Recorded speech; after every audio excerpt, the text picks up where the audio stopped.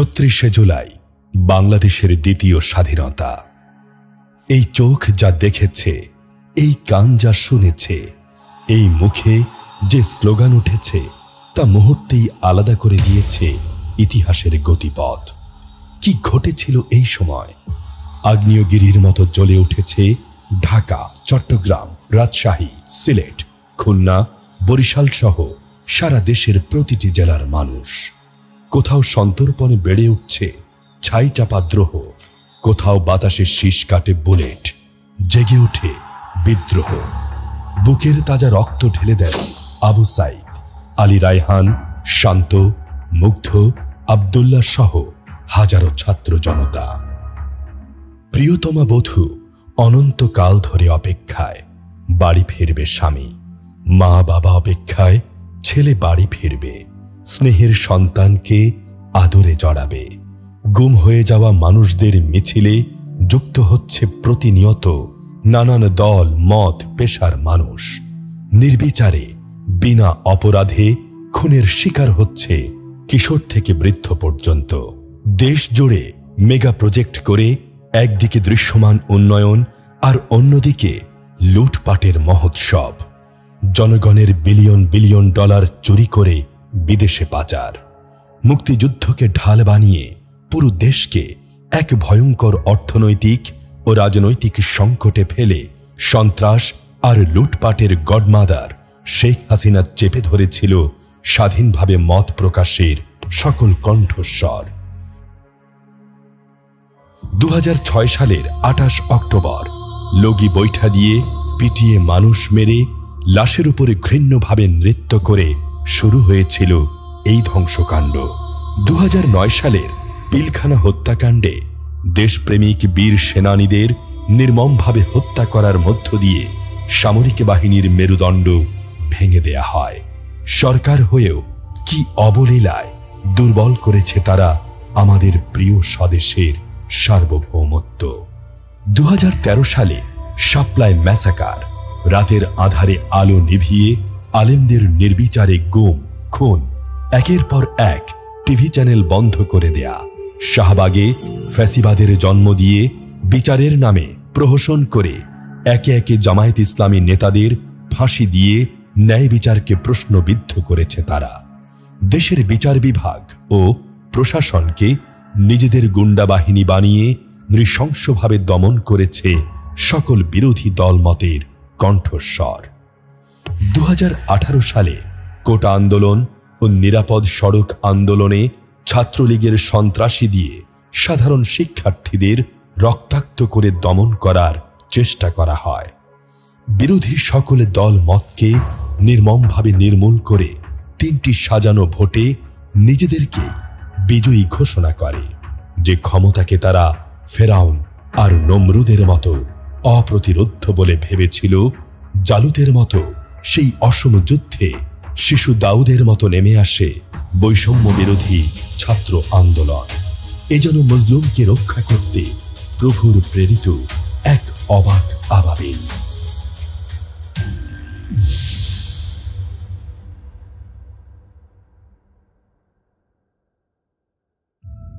জুলাই বিপ্লবের পিছনের যে গল্প কোটা সংস্কার আন্দোলনের মাধ্যমে সেটা শুরু হয়েছিল এবং সেই কোটা সংস্কার আন্দোলন ধাপে ধাপে ছাত্র জনতার অন্তর্ভুক্তির মাধ্যমে একটি চূড়ান্ত অভ্যুত্থান বিপ্লবে সংগঠিত হয়েছিল।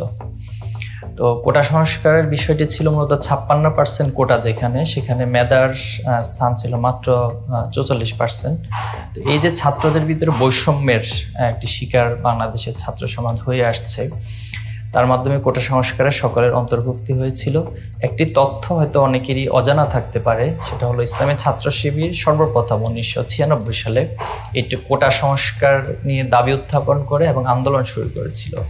তো তারই ধারাবাহিকতায় সকলে যখন সে দাবির সাথে একাত্মতা পোষণ করেছিল, ২০১৩ এবং ২০১৬ সালে এই আন্দোলনটি নতুন একটি মাত্রা পায়। ২০১৮ সালে এসে সেটি একটি চূড়ান্ত আন্দোলনের রূপ লাভ করে এবং সরকার সেই কোটা সংস্কার আন্দোলনকে মেনে নিতে এবং সেটাকে বাতিল করেছিল হাসিনা তখন। তো এর পরবর্তীতে আমরা দেখেছি যে সাম্প্রতিক সময়ে সরকার সেটাকে আবার পরিপত্রটি বাতিল করে আদালতের মাধ্যমে, এবং ছাত্ররা সেটার প্রতিবাদের মাধ্যমে মূলত আন্দোলনে সম্পৃক্ত হয় এবং একটি অভ্যুত্থান সংঘটিত হয়।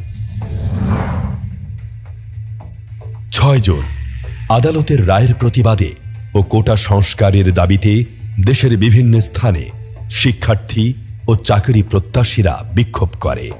10 জুন আন্দোলনকারীরা দাবি মানার জন্য সরকারকে 30 জুন পর্যন্ত সময় বেঁধে দেয় ও ঈদুল আজহার কারণে আন্দোলনে বিরতি ঘোষণা করে। ঈদের ছুটির পর আন্দোলন আবারও তীব্র হয়ে ওঠে। আন্দোলনকারীরা একত্রিত হন বৈষম্য বিরোধী ছাত্র আন্দোলনের ব্যানারে। 30 জুন রাজশাহী বিশ্ববিদ্যালয়ের শিক্ষার্থীরা কোটা পুনর্বহালের প্রতিবাদে মানববন্ধন করে।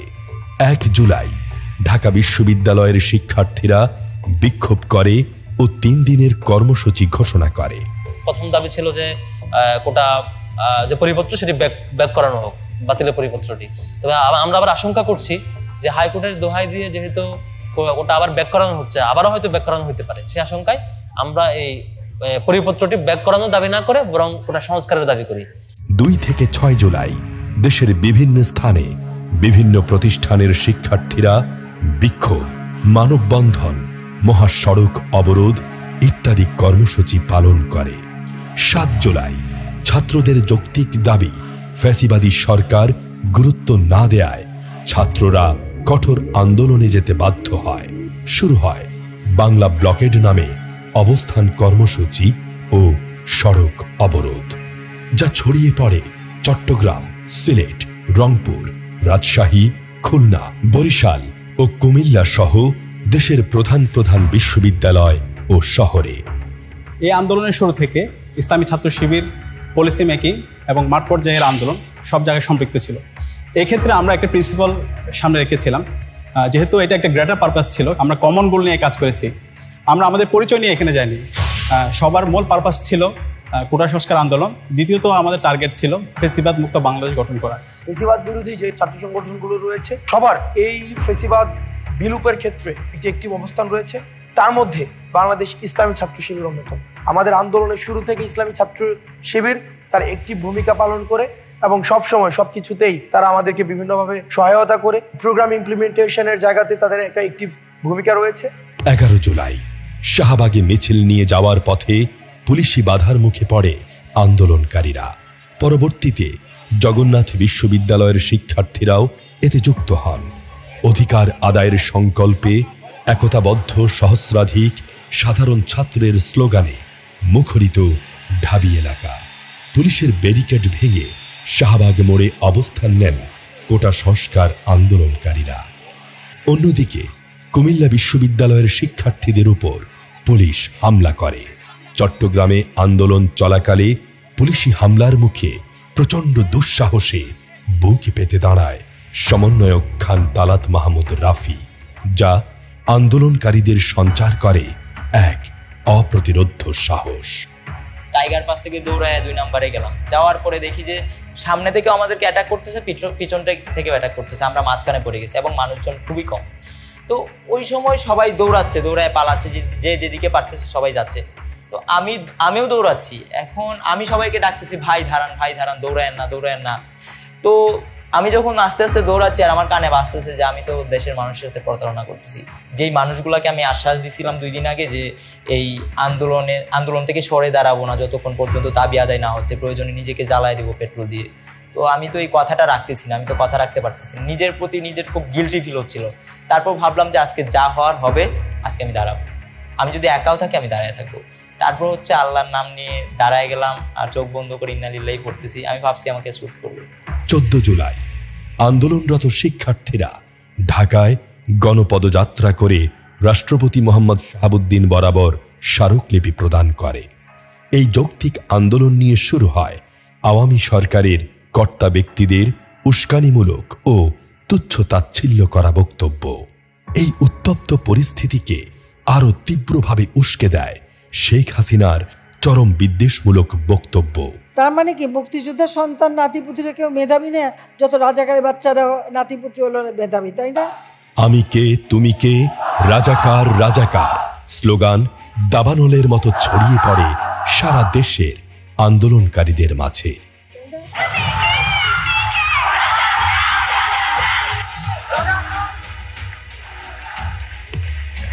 15 জুলাই ঢাকা বিশ্ববিদ্যালয় সহ দেশের বিভিন্ন বিশ্ববিদ্যালয়ে বিভিন্ন স্থানে ছাত্রলীগের নেতাকর্মীরা কোটা সংস্কার আন্দোলনকারীদের উপর দেশীয় অস্ত্র নিয়ে হামলা করে। সেদিন প্রায় 3 শতাধিক শিক্ষার্থী আহত হয় ছাত্রলীগের তাণ্ডবে। শুধু তাই নয়, নারী শিক্ষার্থীদের উপর হেলমেট বাহিনীর ন্যাক্কারজনক আক্রমণ মাত্রা ছাড়ায় সকল নির্লজ্জতার। স্তব্ধ হয়ে যায় পুরো দেশ। নারীর প্রতি এই কেমন সহিংসতা! মা ও বোনের উপর এই জুলুম মেনে নিতে পারেনি কেউ। ওই দিন যে মেয়েগুলো আসলে মাঠে ছিল, তাদের কাছে একদম যে তার বিশ্বাসের যে জায়গাটি, অন্তত আমার ক্যাম্পাসে আমি সেফ, আমার ভাইদের হাতে আমি সেফ, সেই মানে জায়গাটাও একদম নড়বড়ে হয়ে যায়। তারা আসলে ওই সময় মানে খুবই বিধ্বস্ত ছিল যে আসলে তারা কি করবে। 15 তারিখ দিবাগত রাতে জাহাঙ্গীরনগর বিশ্ববিদ্যালয় ক্যাম্পাসে সন্ত্রাসী ছাত্রলীগ ও পুলিশ রামদা হকি স্টিক নিয়ে যৌথভাবে হামলা চালায়। ছাত্রলীগের সন্ত্রাসীগুলো বিশাল বিশাল চাপাতি হাতে নিয়ে ধৈরা ধৈরা জবাইকর ধরনের স্লোগান দিয়ে তারা হচ্ছে গিয়ে ভিসি ভবনের চারপাশে অবস্থান নেয়। আর অবস্থান নিয়ে তারা হচ্ছে ক্রমাগত আমাদের দিকে কাচের বোতল ছুঁড়ে মারতে থাকে। ওই সময় আমাদের বেশ কিছু ভাই আহত হয়, আঘাতপ্রাপ্ত হয়, মাথা ফেটে যায়, পা ফেটে যায়, অনেক রক্তাক্ত অবস্থা হয়ে যায়। তখনই সবাই প্রচন্ড ভয় পেয়ে ভিসির বাসার দরজায় হচ্ছে গিয়ে আঘাত করতে থাকে যে আমাদেরকে বাঁচান, আমাদেরকে বাঁচান, আমাদেরকে মেরে ফেলতেছে। কিন্তু ভিসি কোনো সাড়া শব্দ দেয় না। এবং একটা পর্যায়ে পুলিশ হচ্ছে বাইরে অবস্থান নেয় এবং পুলিশের সহায়তায় ছাত্রলীগের সন্ত্রাসীগুলো ভিতরে চলে আসে। ছাত্রলীগের সন্ত্রাসীগুলো আমাদের উপর হামলা করতে থাকে। মোটামুটি কতক্ষণ ছিল সেটা আমি জানি না। আমার সারা শরীর রক্তে ভেজা ছিল। আমাদের নিচেও অনেক স্টুডেন্ট চাপা পড়েছিল। আমরা যখন উঠি আর তাদেরকে টেনে উঠাই, অনেকে সেন্সলেস হয়ে গিয়েছিল ওই চাপাচাপির মধ্যে। তখন আমরা দেখি যে নিচে ফ্লোরে মানে রক্ত দিয়ে ভরা, সাদা টাইলস রক্ত দিয়ে ভরে গেছে, আমাদের সবার জামা রক্তে ভেজা। তখন আসলে কারণ এই যে ব্লিডিং যে হচ্ছে, ওদের এই ব্লিডিং বন্ধ করানোর মতো কোনো ব্যবস্থা ওখানে নাই। ঢাবি ও মেডিকেলে ছাত্রলীগের হামলার সংবাদ শুনে ছাত্র শিবিরের ঢাকার শাখাগুলো এগিয়ে এসে সাধারণ ছাত্রদের পাশে দাঁড়িয়ে যায়, ছাত্রলীগের সন্ত্রাসী বাহিনীর বিরুদ্ধে প্রতিরোধ গড়ে তোলে। 15 তারিখে যখন আমাদের বোনদের উপর আক্রমণ করে, এবং এই আক্রমণটা করছিল হচ্ছে ছাত্রলীগের সাথে কিছু বহিরাগত টোকাই এবং সন্ত্রাসীরা এসে হামলা করে। যখন তারা ঢাকা মেডিকেলে ট্রিটমেন্ট নিতে গেছে, ওইখানেও মূলত হামলা করে। মেডিকেলে এসে আমাদের উপর হামলা করতেছে, তাদেরকে প্রতিহত করাটা আসলে দরকার যে কোনো ভাবেই হোক। এখানে হচ্ছে 2টা মহানগর আসে মেডিকেলের দিকে, যে কেউ যদি থাকে ওই সময় প্রয়োজনে আমরা তাদেরকে প্রতিহত করবো, এরকম একটা ব্যাপার। 16 জুলাই ছাত্রলীগের হামলার প্রতিবাদে সারা দেশের প্রতিটি শিক্ষা প্রতিষ্ঠান ও দেশপ্রেমিক সংগঠন বিক্ষোভে রাস্তায় নেমে আসে। দেশের বিভিন্ন স্থানে ছাত্রলীগ যুবলীগের সশস্ত্র হামলায় হতাহত হয় অসংখ্য আন্দোলনকারী। মোটামুটি বলা যায় যমুনা বিশ্ববিদ্যালয়, কবি নজরুল কলেজ এবং সোহরাওয়ার্দী কলেজ, এই 3টা শিক্ষা প্রতিষ্ঠান মিলে আমরা যে 16 তারিখে আন্দোলনটা করেছিলাম, সেটা আমাদের পুরান ঢাকার এরিয়াতে একটা বলা যায় যে ঐতিহাসিক আন্দোলন ছিল। এইখানে 16 তারিখে আমাদের ভাইদের উপর গুলি চালানো হয়েছিল। এসি গোলাম মোস্তফা, লালবাগ জোনের ডেটেকটিভ ব্রাঞ্চ, আমাকে ডেকে আলাদা করেই কোনো কথা নেই বার্তা নেই টেনে নিয়ে যাচ্ছিল। আমার ডান হাত ভাঙা ছিল, যে 15 তারিখে ছাত্রলীগের আক্রমণে ঢাকা বিশ্ববিদ্যালয় ভেঙেছিল, ডান হাত গলায় ঝোলানো ছিল। যখন আমাকে আদালতে উঠায় নিয়ে, তো মোটামুটি 2 দিন তারা গুম রেখেছিল, কাউকে বলে নিয়ে আমাকে কোথায় রেখেছে। তখন মূলত আমি জানতে পারি যে এখানে 11 জন শহীদ হয়েছে, এবং আমার পিছনে যারা আসতেছিলেন যে তাদের মধ্যে 3 জনকে ওই জায়গাতে মেরে ফেলেছিল। রংপুরে পুলিশের গুলিতে বুক ঝাঁঝরা হয়ে প্রথম শাহাদাত বরণ করেন আবু সাইদ। চট্টগ্রামে ওয়াসিম, ফারুক, শান্ত, শাওন সহ সারা দেশে 6 জন শহীদ হন। দাবানলের মতো এই শাহাদাতের বেদনা ছড়িয়ে পড়ে দেশের প্রতিটি মানুষের হৃদয়ে। আন্দোলনে যাওয়ার প্রথম কারণ হলো আমার যে ভাইয়েরা যারা শহীদ হইতাছে, যারা নিহত হইতাছে, যারা আহত হইতাছে, তাদের কথা চিন্তা করে আমি আর ঘরে আর থাকতে পারি না। শুরুর দিকে তো আমরা আন্দোলনে যাইনি, আমি বা আমার পরিবারের কেউই আমরা আন্দোলনের ব্যাপারে অতটা সিরিয়াস ছিলাম না। যখন ওই যে আবু সাইদ মারা গেল, এরপরে তো পুরো বাংলাদেশে নাড়াচাড়া দিয়ে উঠছে, তখন আমাদেরও খারাপ লাগছে। আমি তো মুয়াজ্জিন মানুষ, আমরা তো কমি মাদ্রাসা লেখাপড়া করছি, তো মূলত সরকারি চাকরি তো পাবো না।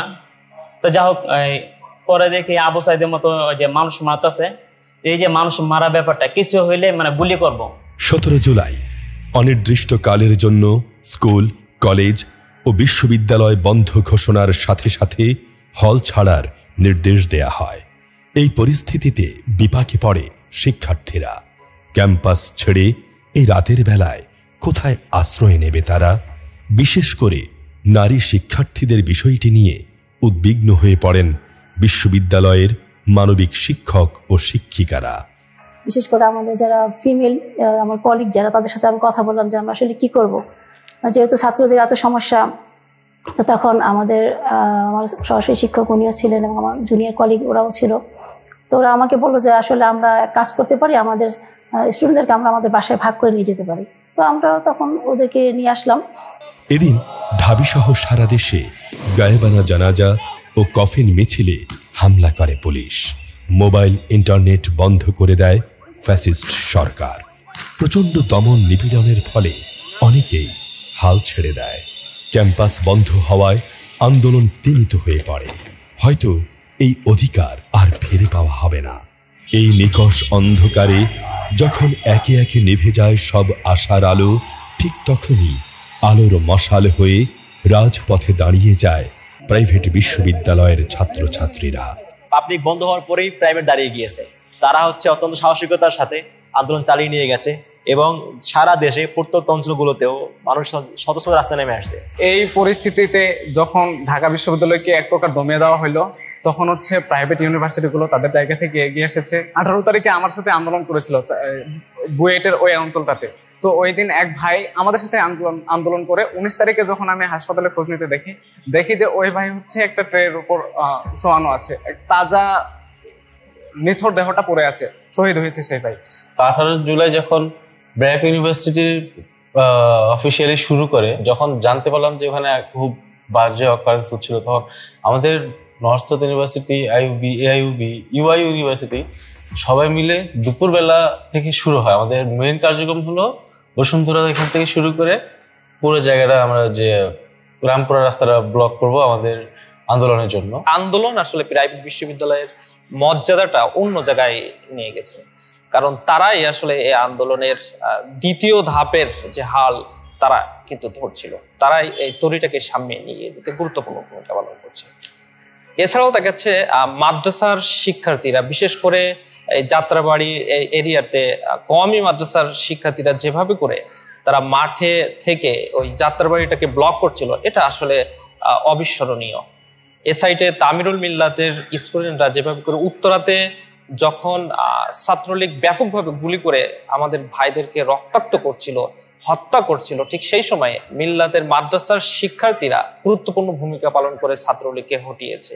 এভাবে করে আমরা এই আন্দোলন, পুরো আন্দোলনটাকে দেখতে পাই যে বিশ্ববিদ্যালয় থেকে শুরু করে স্কুল, কলেজ, মাদ্রাসা সবাই একাকার হয়ে এই আন্দোলনটাকে আসলে সফলতার জায়গায় নিয়ে গেছে। 18 জুলাই ছাত্রছাত্রী, তাদের বাবা মা ও স্বজনেরা নেমে আসে রাজপথে। এ আন্দোলন রূপ নেয় গণবিক্ষোভে। মুহুর্মুহু গোলাগুলি, টিয়ারশেল ও সাউন্ড গ্রেনেডের শব্দে এক ভয়ঙ্কর অস্থিরতায় দিন কাটে দেশবাসীর। দেশ যেন এক ভয়ঙ্কর যুদ্ধক্ষেত্র। পুলিশ, বিজিবি, র্যাবের নির্বিচার গুলিতে প্রাণ হারান 40 জনের অধিক নিরপরাধ মানুষ। রেহাই পায়নি পথচারী থেকে শুরু করে শ্রমিক, দোকানদার, এমনকি নিজ ঘরে থাকা 5 বছরের অবুঝ শিশুও। আন্দোলনকারীদের মাঝে পানি বিতরণ করতে গিয়ে আওয়ামী ঘাতকের বুলেটে শহীদ হন মীর মুগ্ধ। আমাদের ভাই ওখানে শহীদ হয়েছে। শহীদ হওয়ার পর আমরা তাদের লাশ চাইছিলাম, তার লাশটা, কিন্তু পুলিশ সেই লাশটা আমাদের দেয় নাই।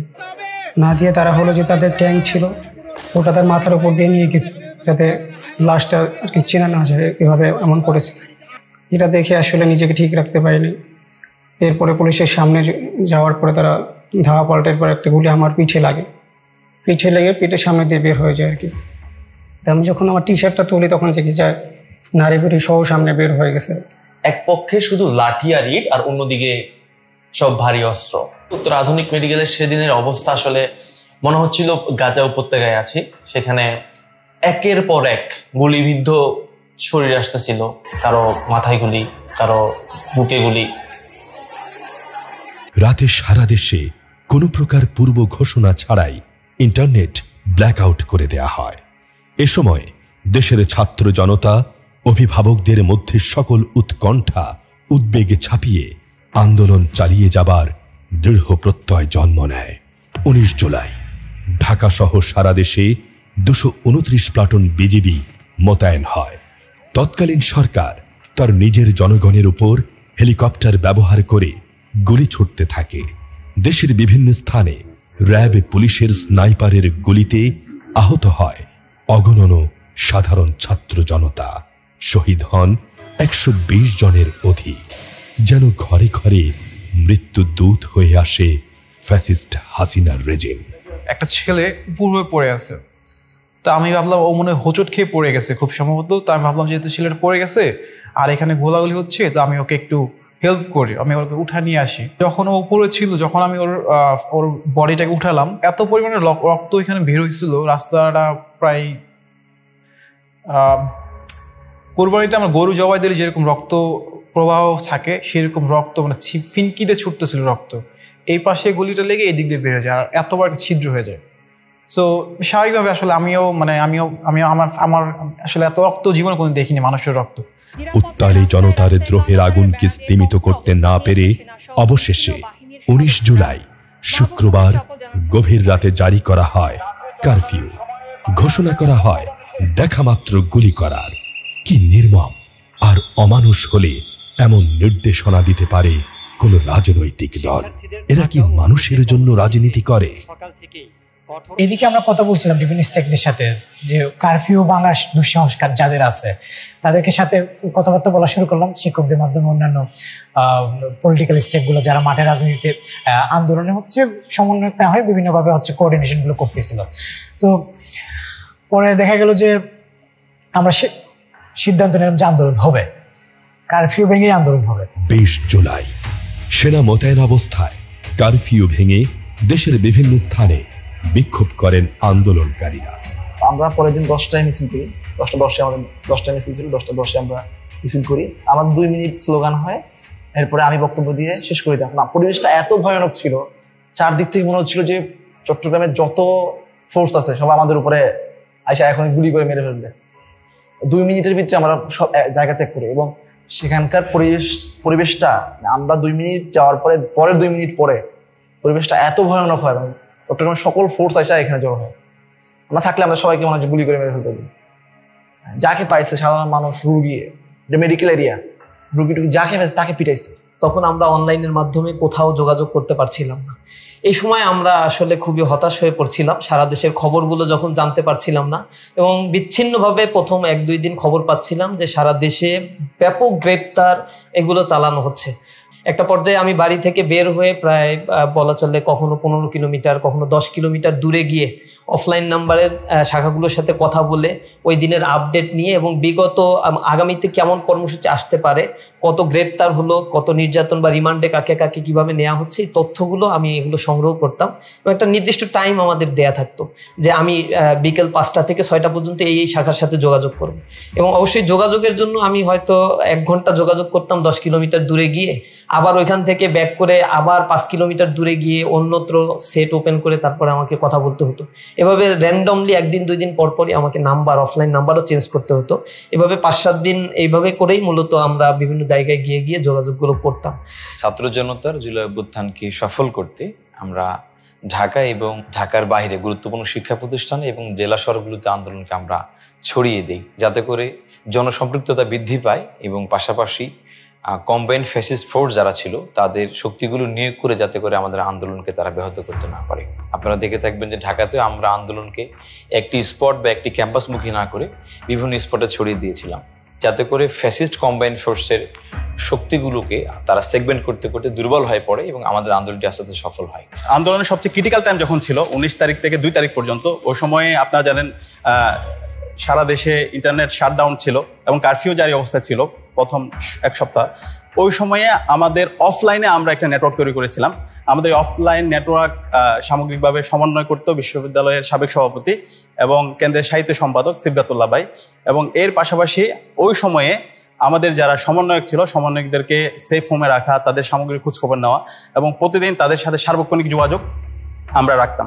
আন্দোলনকে দমন করতে কোটা সংস্কার আন্দোলনের অন্যতম সমন্বয়ক ঢাকা বিশ্ববিদ্যালয়ের শিক্ষার্থী নাহিদ ইসলামকে মধ্যরাতে আইন শৃঙ্খলা বাহিনী তুলে নিয়ে যায়। এছাড়াও সমন্বয়ক আসিফ মাহমুদ ও আবু বাকের মজুমদারকেও বিভিন্ন সময় তুলে নেওয়া হয়। এরপর আসে সেই ঐতিহাসিক 9 দফা দাবির পরিকল্পনা ও বাস্তবায়ন। 24 ছাত্র জনতার গণঅভ্যুত্থানের সবচেয়ে ক্রুশিয়াল যে সময়টা ছিল, ওই সময় আমরা ফুললি আন্দোলনের সাথে কানেক্টেড ছিলাম। আপনারা জানেন 19 তারিখের পরে ইন্টারনেট ব্ল্যাকআউট ছিল, সমন্বয়করা বিক্ষিপ্ত বিচ্ছিন্ন অবস্থায় ছিল। ওই সময়ে পলিসি কি হবে, সেই পলিসি সকল অংশীজনদের সাথে আলাপ করে ঠিক করা, এটা আমরা প্রতিদিন আমাদের জায়গা থেকে আমরা করার চেষ্টা করেছি। এবং এই যে 9 দফা প্রণয়ন করা, 9 দফা প্রণয়ন করার পরে মিডিয়া হাউসগুলোতে পৌঁছে দেওয়া এবং মিডিয়া হাউসে পৌঁছানোর পাশাপাশি আবার মাঠ পর্যায়ে এক্সিকিউশন করা, এই সামগ্রিক কাজ আমরা আপামর ছাত্র জনতা এবং অন্যান্য অংশীজনদের সাথে আলাপ করে আমরা বাস্তবায়ন করেছি। শুক্রবার বিকেলবেলা আমাকে হচ্ছে ছাত্র শিবিরের সেক্রেটারি, ঢাকা বিশ্ববিদ্যালয়ের যে সেক্রেটারি ফরহাদ ভাই আমাকে ফোন দিল। ফরহাদের সাথে আমার আন্দোলন কেন্দ্রে পরিচয়।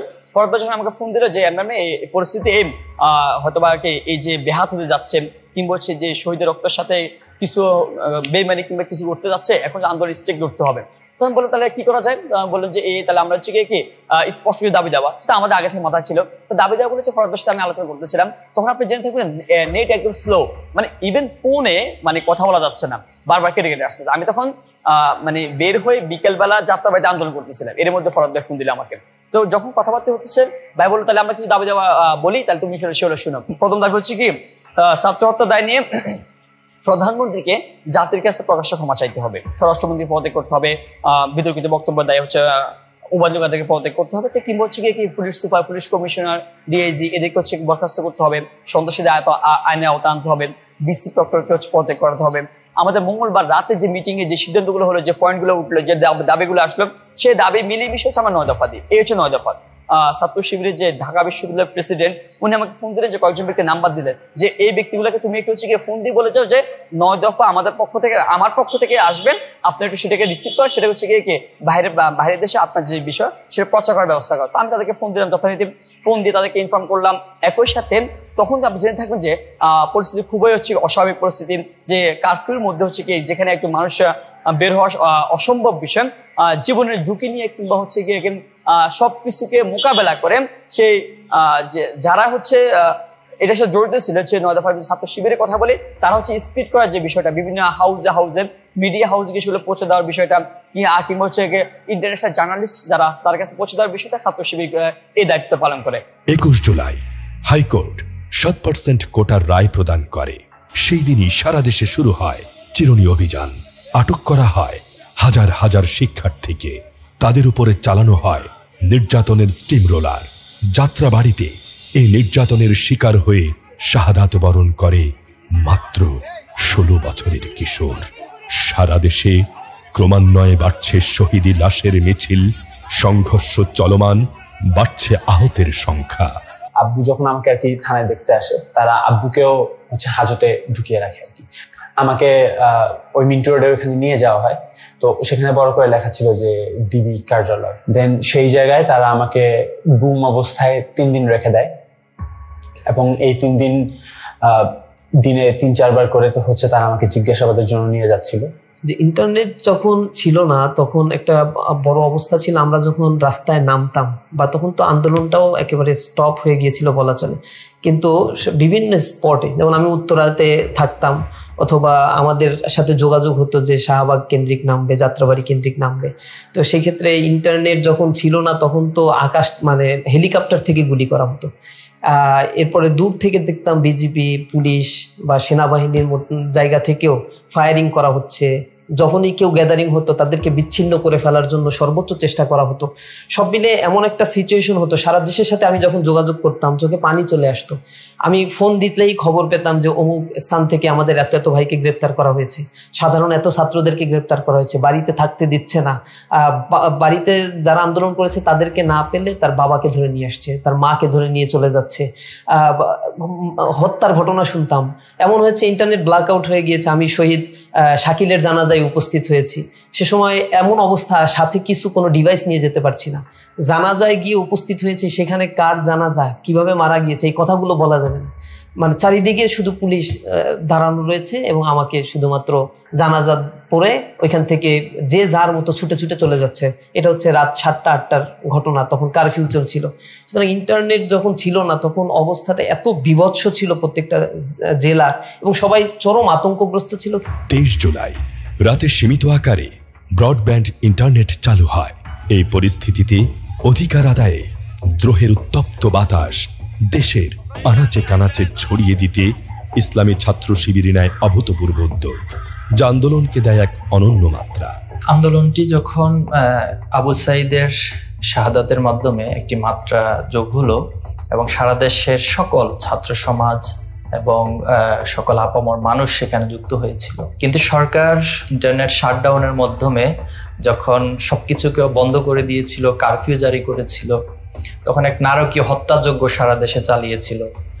আমরা সকলে সারা দেশ তখন অন্ধকারে ছিলাম, মানুষ কি হচ্ছে জানতে পারছিল না। পরিস্থিতিটা এত ভয়াবহ ছিল যে আসলে একদিক থেকে ক্যাম্পাসগুলো বন্ধ, হলগুলো বন্ধ, ঢাকাতে মেসগুলোতে কোনো ছাত্ররা থাকতে পারছিল না। তো আমরা তখন খুব চ্যালেঞ্জের মুখে পড়েছিলাম যে কিভাবে করে এই শহীদদের যে রক্ত তাদের আমরা কিভাবে করে সেটাকে মূল্যায়ন করবো, কিভাবে করে আন্দোলনকে আবার আমরা বুস্ট আপ করবো। তখন আমরা নতুন করে একটি পলিসি গ্রহণ করেছিলাম যে সারা দেশের যারা বিভিন্ন বিশ্ববিদ্যালয়ে পড়াশোনা করে তারা যেখানে যে মহানগর যে জেলাতে অবস্থান করছিল আমরা তাদের তালিকা করেছিলাম, এবং তালিকা করে সেখানকার স্থানীয় আমাদের দায়িত্বশীল এবং বিভিন্ন শিক্ষা প্রতিষ্ঠানের যারা ক্লাস ক্যাপ্টেন ছিলেন এবং নেতৃত্বের মধ্যে ছিলেন তাদের কাছে আমরা দিয়েছিলাম, এবং তাদের সাথে একটি সমন্বয়ের পরে পরবর্তীতে দেখা গিয়েছে যে আলহামদুলিল্লাহ আমরা আন্দোলনটাকে আবার বুস্ট আপ করতে পেরেছিলাম এবং আন্দোলনটি মহানগর, জেলা, উপজেলা সকল শিক্ষা প্রতিষ্ঠানে ছড়িয়ে পড়েছিল। এক্ষেত্রে আমরা যেটি করেছিলাম যে কেন্দ্র থেকে আমাদের কেন্দ্রীয় দায়িত্বশীলদেরকে আমরা লেয়ার ভিত্তিক এবং রিজন ভিত্তিক ভাগ করে দিয়েছিলাম, এবং সকলে সেই তত্ত্বাবধান এবং সমন্বয়ের মাধ্যমে আন্দোলনটি আবার নতুন মাত্রা পেয়েছিল। 5 জুন থেকে 36 জুলাই পর্যন্ত এই আন্দোলনে ঢাকা বিশ্ববিদ্যালয় শিবিরের সাথে কেন্দ্রীয় শিবিরের সমন্বয় হয়েছে। আমাদের আন্দোলনের শুরু থেকে আমরা ছোট্ট একটি গ্রুপ করেছিলাম, গ্রুপের নাম ছিল হুপ। ওইখানে ইসলাম ছাত্র শিবিরের কেন্দ্রীয় সভাপতি, সেক্রেটারি, সাহিত্য সম্পাদক, ছাত্র আন্দোলন সম্পাদক যুক্ত ছিল। ওই গ্রুপে আমরা প্রথমে পলিসি মেক করতাম নিজেরা বসে, এবং প্রতিদিন একটা করে মিটিং করতাম। এরপরে আমাদের আরেকটা গ্রুপ ছিল যেখানে সারা দেশের সকল বিশ্ববিদ্যালয়ের সভাপতি সেক্রেটারিরা ছিল, পাশাপাশি মহানগরের সভাপতি সেক্রেটারিরা ছিল। তো দ্বিতীয় ধাপে আমরা আমাদের মহানগর সভাপতি সেক্রেটারি এবং বিশ্ববিদ্যালয় সভাপতি সেক্রেটারি তাদেরকে নিয়ে আমরা একটা মিটিং করতাম, এবং আমরা আন্দোলনের পলিসিগুলো ঠিক করে আমাদের যারা সমন্বয়ক ছিল সমন্বয়কদের সাথে আমরা আলোচনা করতাম, এবং আলোচনার মাধ্যমে আমাদের প্রত্যেকটা কর্মসূচিগুলো ঠিক হতো। সারা বাংলাদেশের সকল ক্যাম্পাসগুলোকে আমরা মূলত 2 ভাগে ভাগ করছিলাম। প্রথমত হচ্ছে ঢাকা বিশ্ববিদ্যালয় থেকে শুরু করে ঢাকাতে যে ক্যাম্পাসগুলো আছে সেই ক্যাম্পাসগুলোকে আমরা একত্রিত করে একরকম আমরা ডিসিশন নিতাম, এবং ঢাকার বাইরের ক্যাম্পাসগুলোতে আমরা এক ধরনের ডিসিশন নিতাম। এই 2 ভাগে ভাগ করে দিন দেখা যাচ্ছে আমরা আন্দোলনটা চালাই গেছিলাম। কিন্তু আন্দোলনের যে পরিকল্পনা আসতো, যে ইস্যুগুলো আসতো, যে কর্মসূচি আসতো, সেটা কিন্তু একসাথেই পালন করা হতো, কিন্তু আন্দোলনের ধরন, প্যাটার্ন এটা আমরা 2 ভাগে ভাগ করছিলাম। 25 জুলাই শত শত লাশের পাহাড় উপেক্ষা করে খুনির কান্না আসে কেবল মেট্রো রেল আর বিটিভি ভবনের ক্ষতিগ্রস্ততায়। এ যেন মানবতার সাথে এক চরম উপহাস। প্রজন্মের মুখে উচ্চারিত হয় নাটক কম করপীয়। 26, 27 ও 28 জুলাইয়ে আবারও নাহিদ ইসলাম, আসিফ মাহমুদ, হাসনাত আবদুল্লাহ সহ 6 জনকে ডিবি কার্যালয়ে হেফাজতের নামে তুলে নিয়ে যাওয়া হয়। 27 জুলাই ক্র্যাকডাউন বন্ধের জন্য জাতিসংঘের মানবাধিকার কমিশন বিবৃতি দেয়। হাসিনা সরকারের সমালোচনা করেন বিশ্ব নেতৃবৃন্দ। 28 জুলাই যাত্রাবাড়ির বাসা থেকে আটক করা ঢাকা কলেজের প্রথম বর্ষের ছাত্র হাসনাতুল ইসলাম ফায়াজকে 7 দিনের রিমান্ড দেয় আদালত। ডিবি কার্যালয় আটক 6 সমন্বয়ককে দিয়ে আন্দোলন প্রত্যাহারের নাটক মঞ্চস্থ করা হয়। তখনই হচ্ছে আমাদের আইন শৃঙ্খলা রক্ষাকারী বাহিনী আমাদেরকে উঠিয়ে নেয়, আমরা গুমের শিকার হই, আমাদেরকে 5-6 দিন করে আমাদের গুম করে রাখা হয়, আমাদেরকে দিয়ে বাধ্যতামূলকভাবে আমাদেরকে স্টেটমেন্ট দেওয়ানো হয়, এবং আমরা স্টেটমেন্টও যখন আমরা দেইনি তখন হচ্ছে মিডিয়া ন্যারেটিভের মধ্য দিয়ে, মিডিয়া ম্যানিপুলেশনের মধ্য দিয়ে আন্দোলন প্রত্যাহারের এক ধরনের মিথ্যা সংবাদ প্রচার করা হয়। আন্দোলন প্রত্যাহারের নাটক প্রত্যাখ্যান করেন অন্য সমন্বয়করা। বিবৃতি দেন আব্দুল হান্নান মাসুদ। 4-5 জন শিক্ষার্থী মিলে পল্টনে রাস্তা আটকে প্রতিবাদ শুরু করি। 10-15 মিনিট প্রতিবাদ চালানোর পর এক পর্যায়ে পুলিশের 30-40 জনের একটা টিম এসে আমাকে এবং সহসমন্বয়ের আবিদ হাসান রাফি সহ 4 জনকে গ্রেফতার করে নিয়ে যায় এবং ডিবিতে 1 দিন গুম রাখে। তারা যখন আমাকে ধরে নিয়ে যাচ্ছিল, তারা আমাকে বলতেছিল যে তোমার নামে তো 10-15টা মামলা দিব, তোমার তো কেরিয়ার শেষ হয়ে যাবে। এবং ভিতরে যাওয়ার পর যে আমি অসহনীয় পরিস্থিতি দেখেছি, আমার সাথীদেরকে নির্যাতন করা হচ্ছিল, রক্তাক্ত করা হচ্ছিল, মানসিকভাবে টর্চার করা হচ্ছিল। আমরা দেখতে পাচ্ছিলাম সেখানে ডিবিতে অসংখ্য মানুষকে ধরে রাখা হয়েছে রিমান্ডের নামে। তাদের সাথে আমরা আলাপ করে জানতে পেরেছি তাদেরকে যে মামলাগুলোতে দেয়া হয়েছে সেই মামলার সাথে তাদের ন্যূনতম সম্পর্কটাও ছিল না।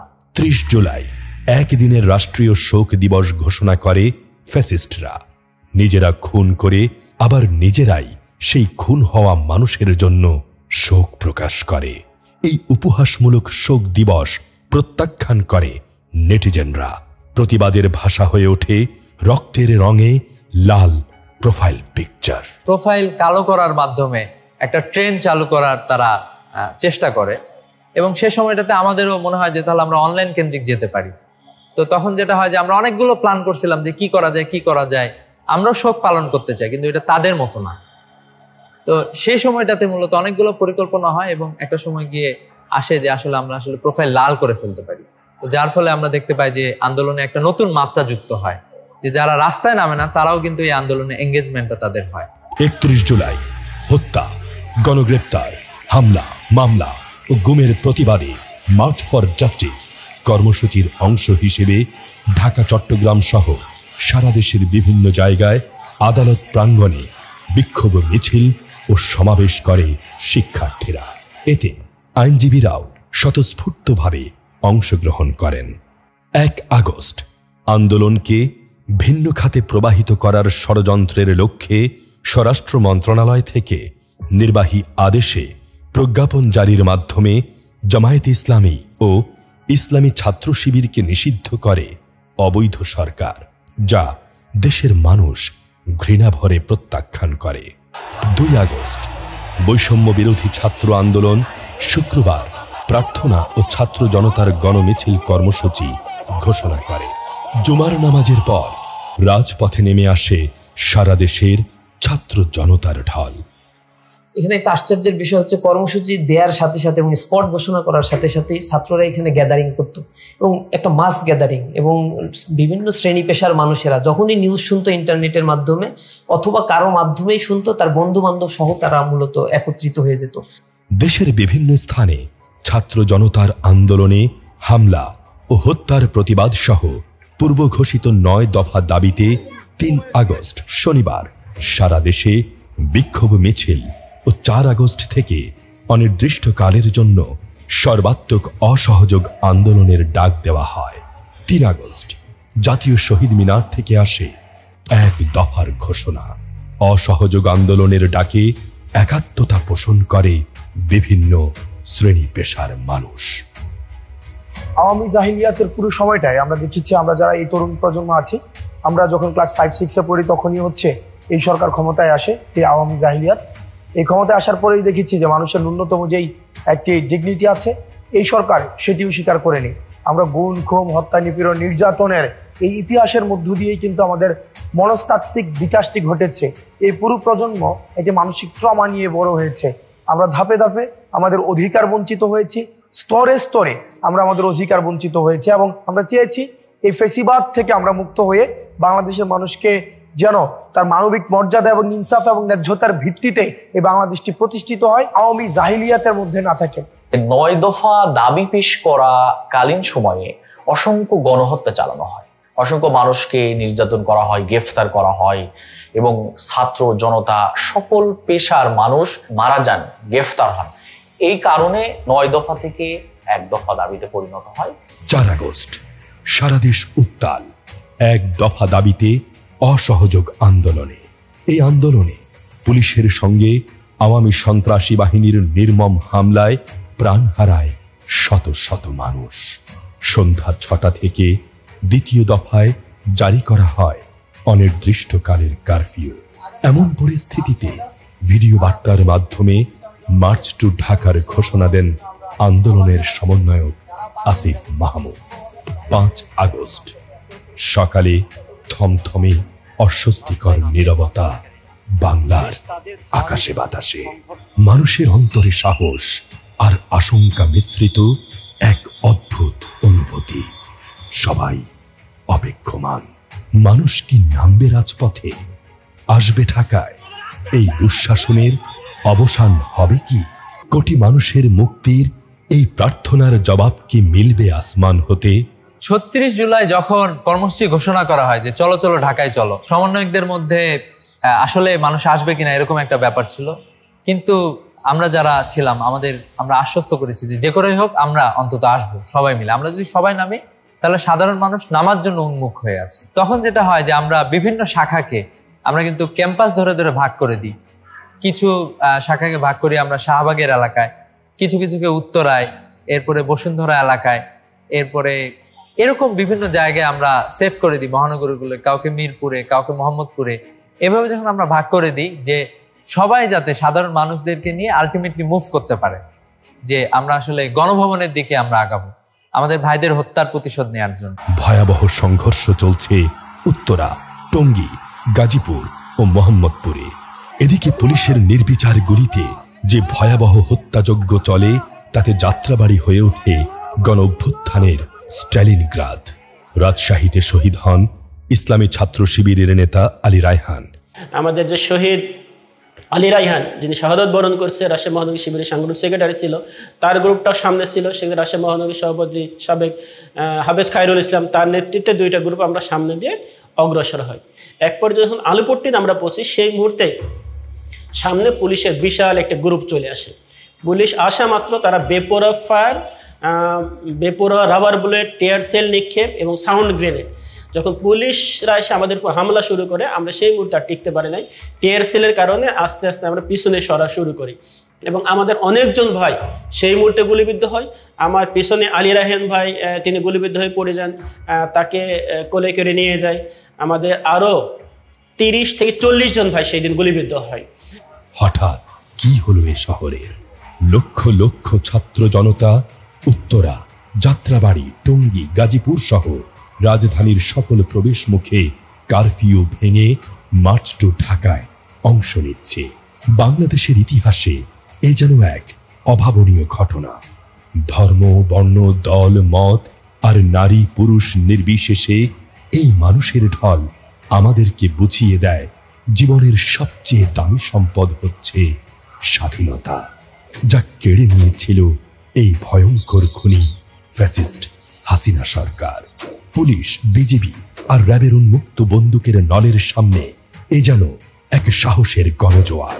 আবু সাইদ, মুগ্ধ, শান্ত, ইয়ামিন, ফায়াজ সহ নাম না জানা হাজারো শহীদের খুনের বদলা নেয়ার সংকল্প যেন প্রতিটি স্লোগানে। উত্তরার যে একটা বড় মিছিল ছিল, তো উত্তরা থেকে যখন আসা শুরু হয় এবং যাত্রাবাড়িতে সেদিনেও আসলে অনেক বেশি বিভৎসতা ছিল, অনেক মানুষ যাত্রাবাড়িতে মারা গিয়েছে।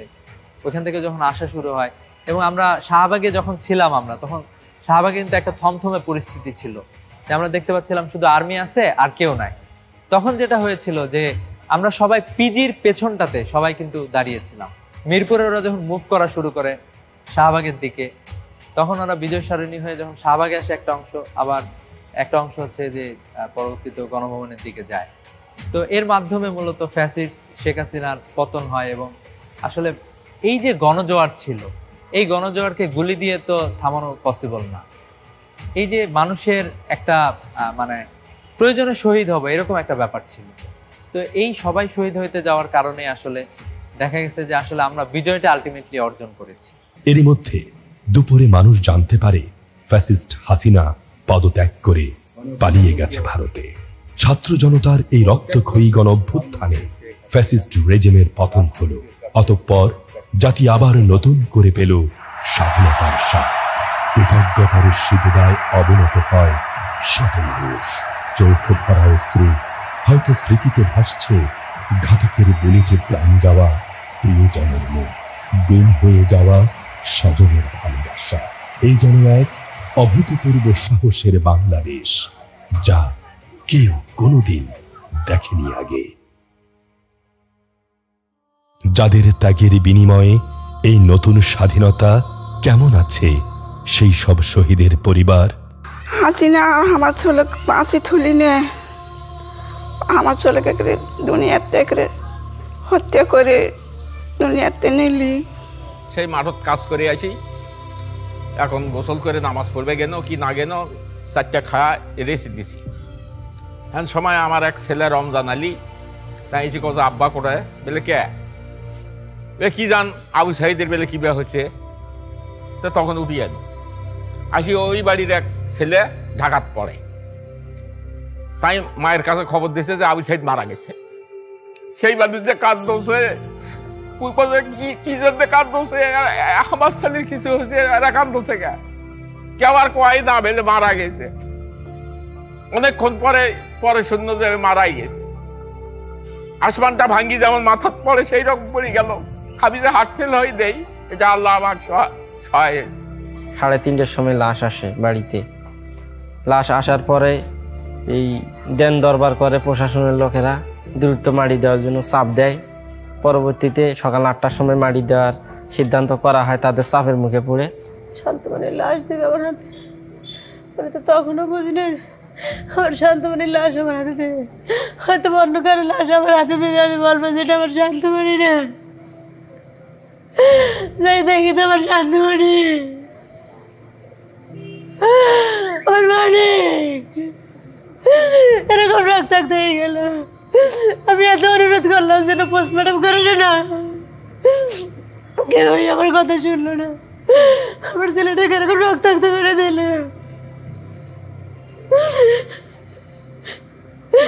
এরপর লাশ নিয়ে আমি 4টার সময় বাড়িতে চলে যাই।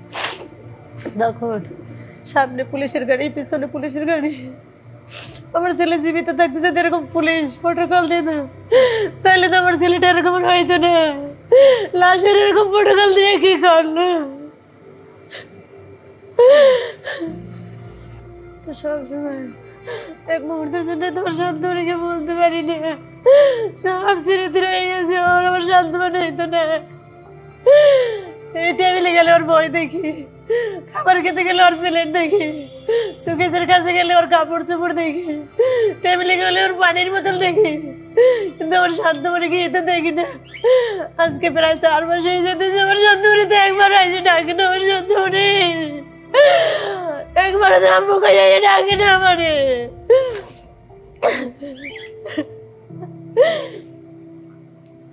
আমার ভাই রিদওয়ান শরীফ রিয়াদ। তো আমি আম্মুকে বলছিলাম, আম্মু ও যদি আন্দোলনে যায়ও তাহলে এত টেনশন করছো কেন? তোমার ছেলে তো একা না, আরো হাজার মায়ের ছেলেরা গিয়েছে। তুমি ফিলিস্তিনের মায়েদের মতো মন শক্ত করতে পারো না? আয়ুষ আমি এটা না বলতাম। আমি সাওয়ান আমার ছোট থাকতে সবচেয়ে আদরের, সবাই ভালোবাসতো। সব কিছু পড়ে থাকলো সাওয়ান আর ভালো না। মানে 2 ধাপ আমি সামনে গেছি, এই সময় একটা ফোন আসে, বলে যে রাহেন ভাই তো গুরুতর আহত। ভালো লাগে না, আমি ভালো থাকতে পারি না। একজন মা সন্তান হারালে সেই মাও কোনোদিন ভালো থাকে বাবা? ছোটবেলা থেকে আমার বাবা আমার প্রথম সন্তান, তো ও আমার খুব আদরের ছেলে ছিল, খুব আদরের ছেলে, আমার বড় সন্তান। যাতেই কষ্ট হয়ে আমি পড়াইতাম, আমি দিন রাত পরিশ্রম করে তাকে পড়াইছি। তাইও বলতো, বাবা আপনার লেখান বাবা পাওয়া অনেক ধন্যবাদ, আমাকে আপনার লাল মানুষ যে আমাকে দূর পর্যন্ত পড়াছেন, এটাই আমার কাছে হাজার শুকরিয়া আল্লাহর কাছে। 5ই আগস্ট তার মাথায় গুলি লাগান, সে সামনে ছিল আর সন্ত্রাসী বাহিনীর সামনে থেকে গুলি করতেছিল, তাদের অপোজিট থেকে গুলি করতেছিল। এটাই বোঝা যায় যে তার একটা নেতৃত্ব দেওয়ার যে একটা গুণ ছিল, সেটা সে রাজশাহী মাটিতে হয়তোবা রক্ত ঝরিয়ে রক্ত বিলিয়ে দিয়ে তার প্রমাণ দিয়ে গেছে। রাজশাহী মেডিকেল কলেজ হসপিটালে ভর্তি করা হয়, ওখানে ভাইয়ার অপারেশন হয় রাত 10টার দিকে, হয়তো অপারেশন শেষ হয়েছিল। 8 তারিখ সন্ধ্যা 6টার দিকে ভাইয়া শাহাদাত বরণ করেন, আল্লাহর কাছে চলে যান। মোবাইল করলে আব্বা বলতো, আব্বা আপনি কাজ কামে যান না, কাজ কাম তো বেশি করা লাগবে না, আপনি কেমন আছেন একটু আমার যদি কণ্ঠ খারাপ লাগতো, তাই খুব চিন্তা করতো, আপনি ডাক্তারের কাছে আসেন, রাজশাহী আসেন। এই যে 3টা 3.5 মাস থেকে আর কেউ বলার নাই। এবং আর শালির সাথে কোথাও হয় না, বেশ কঠিন কষ্ট। এই সওয়ালের মুখ সময় সময় মুখে চোখের সামনে ভাসা উঠে, সওয়ালে এত আদরের সওয়াল আমার। এই রক্তাক্ত জুলাইয়ে আহত হাজার হাজার যোদ্ধারা কিভাবে কাটাচ্ছে দিন। 18 তারিখে আমি সর্বপ্রথম আন্দোলনে গেছি, তখনই আমার বন্ধুর ছিটা গুলি লাগছে, ওরা এখনো চোখে একটা গুলি আছে। আবার 19শে জুলাই শুক্রবারে তখন আমরা সবাই প্রায় 25 জনের মতো জুম্মার পরে আবার ওই আন্দোলনে গেছি। তখন বিকেলবেলা রামপুরা ব্রিজের নিচ থেকে আমরা দেখছি তখন পুলিশরা বিজিবিরা একসাথে ফায়ার করতেছিল, মানুষ অগণিত হারে আহত হচ্ছিল। ওইখানে 20 মিনিট থাকার পরে প্রায় আমরা তো ফল ব্যাক করি, প্রচণ্ড গুলি হচ্ছিল। অনেক দূর থেকে আমার একটা গুলি লাগে বা পায়ে পেছন থেকে, পা 2 ভাগ হয়ে গেছিল আমার। ঢাকা মেডিকেলে যাওয়ার পরে সাথে সাথে একটা প্রাথমিকভাবে একটা ব্যান্ডেজ করে দিছে। ব্যান্ডেজ করে দেওয়ার 22 ঘন্টা পরে অপারেশন হয়েছে। এত রোগীর চাপ ছিল তখন। আর এই অপারেশনের আগেই পুলিশ 4 থেকে 5 বার ডাটা নিয়ে গেছে। তখন অবস্থা এরকম ছিল যে ডাক্তার দৈনিক আসে একবার, আর পুলিশ আসে ইনকোয়ারির জন্য এই আহত রোগীদের কাছে। সেন্স নাই, তাদের কাছেও আসে পুলিশ দৈনিক 2 বেলা 3 বেলা করে। রাত্রে 2টা বাজেও আসে, মানুষ যখন ঘুমায় থাকে তখনও আসে। 25শে জুলাই আমার তখন প্রশাসনিক চাপের কারণে অনেক রোগীদের রিলিজ দিয়ে দিচ্ছিল। রিলিজ স্লিপ দেখানোর পরেও আমাদেরকে শাহবাগ থানায় নিয়ে গেছে, নিয়ে খোলা আকাশের নিচে আমাকে এই অসুস্থ অবস্থায় প্রায় 3 ঘন্টার মতো খোলা আকাশের নিচে ওই ইয়েতে শোয়া রাখছে, স্ট্রেচারে শোয়া রাখছে। আমার আব্বু, আম্মু, ছোট ভাই, আমার মেজো মামি সবাইকে আলাদা আলাদা করে নিয়ে সবার কাছ থেকে স্টেটমেন্ট নিছে। তো এক পর্যায়ে যখন আমরা মোটামুটি সব দিক থেকে তারা যখন আমাদেরকে ঘিরে ফেলে, আমাদের আর কোনো দিকে যাওয়ার সুযোগ ছিল না, এবং সে অবস্থাতে তারা 2 দিক থেকে আমাদেরকে গুলি করা শুরু করে। পিছন দিক থেকে পুলিশ গুলি করছিল এবং সামনের দিক থেকে ছাত্রলীগ এবং আওয়ামী লীগের যারা সন্ত্রাসীরা, তাদের হাতে শর্টগান ছিল, পিস্তল ছিল, এগুলো দিয়ে তারা গুলি করা শুরু করে। তো আমি যেহেতু সামনে ছিলাম, একটা পর্যায়ে খুব কাছাকাছি থেকেই আমরা যারা ছিলাম, আমরা চাচ্ছিলাম যে তাদেরকে মোকাবেলা করতে, কিন্তু একটা পর্যায়ে যখন তারা উপর্যুপরি গুলি করা শুরু করলো, আমরা সেখানে আর অবস্থান করতে পারি নাই। একটু পিছু হটার পরপরই হঠাৎ করে ছাত্রলীগের একজন সন্ত্রাসী সে খুব কাছ থেকে এসে তার যে শর্টগান, সে শর্টগান দিয়ে সে গুলি করে এবং মুহূর্তের মধ্যেই আমার ফেসে, মুখে এবং চোখে সেই শর্টগানের যে প্যালেট সেটা আঘাত করে। আমার ডান চোখে শর্টগানের প্যালেট চলে যায় এবং আমি তাৎক্ষণিক সেখানে পড়ে যাই আর কি। এর পরপরই সেখানে আমাদের পিছনে যারা সহযোদ্ধারা ছিলেন তারা আমাকে ধরে নিয়ে পার্শ্ববর্তী একটি ক্লিনিকে নিয়ে যান। সেখানে নিয়ে যাওয়ার পরে সেই হাসপাতালেও ছাত্রলীগের সন্ত্রাসীরা তারা হামলা করে। সেখানে বেশ কয়েকজন আহত যারা ছিল তাদের উপরে হামলা করা হয়। আওয়ামী লীগের যারা ছিল তারা ওই সময় আমাদের ছাত্রদেরকে সন্ত্রাসী বলে আখ্যা দিয়েছে, অনেককে টিকিট দেয়, চিকিৎসার দায়িত্ব নেন। তারা একটা তালিকা তৈরি করে সন্ত্রাসী বলে থানায় তালিকা পাঠিয়েছে। তখন তো 5 তারিখের পরে অনেক রুগী এসে বলে আমরা তখন বয়ে হাসপাতালে আসি নাই, আর যারা চিকিৎসা নিচ্ছে তারা বলে আমরা পরিচয় গোপন রেখেছি যে আমরা বৈষম্য বিরোধী আন্দোলনের ছাত্র। আমরা যথাসাধ্য চেষ্টা করছি আমি ডাক্তারদের বিরুদ্ধে আমাদের ছাত্রদের পক্ষে কাজ করার। আমরা সঙ্গে খুব কম ছিলাম, তো আমাদের সাথে আমাদের রুগীরা অনেক ডেডিকেটেড ভাবে তারা কাজ করছে, সহযোগিতা করছে, রুগীর যারা লোকজন ছিল। আর ইকোনমিক বিষয়টা তখন একটু দুর্বল ছিল, সমাজসেবা ডিপার্টমেন্ট আমাদেরকে খুব সহযোগিতা করছে এই বিষয়ে। তো তখন তো ফান্ড ছিল না 5 তারিখের আগে, আমাদের 2টা জায়গায় যুদ্ধ করতে হয়েছে। একটা তাদের চিকিৎসা এনশিওর করা, আবার এদেরকে বিরোধিতা করা যেন আমাদের চিকিৎসা বাধা তৈরি করতে না পারে। থানার সামনে ছিলাম, ওই সময় এক পুলিশ থানার ভিতর থেকে একেবারে আমাকে তাক করে গুলি করে। আমার মাথাটা ঝাঁকি দিয়ে উঠে আমার কাছে মনে হচ্ছিল যে হয়তো আমার মাথার খুলি উড়ে গেছে, এই জন্য হয়তো আমি দেখতে পাচ্ছি না। গুলিটা যে আসলে আমার চোখে লেগেছে এটা আমি বিশ্বাস করতে পারছিলাম না। পরে ওই সময় আমি মুখে হাত দিয়ে বসে পড়ি, বুঝছিলাম যে রক্ত বের হচ্ছে অনেক, পুরা মুখে রক্ত। চেম্বারে যাওয়ার পর ওইখানকার ডাক্তার এই স্টাইলে বলে যে এই শুনেন, ওর বাম চোখ শেষ, ও ডান চোখ নিয়ে ভাবেন, যান পরে এসে, এই স্টাইল বলেছে। এটা খুবই শকিং ছিল। ওই মুহূর্তে আম্মুকে বলে যে পারলে মাফ করে দিও। এটা হচ্ছে 19শে জুলাই শনি একটার বিভিন্ন স্থানে রায়েরবাগ এবং সাইনবোর্ড। পুরো দিনে আমি ওখানে ছিলাম।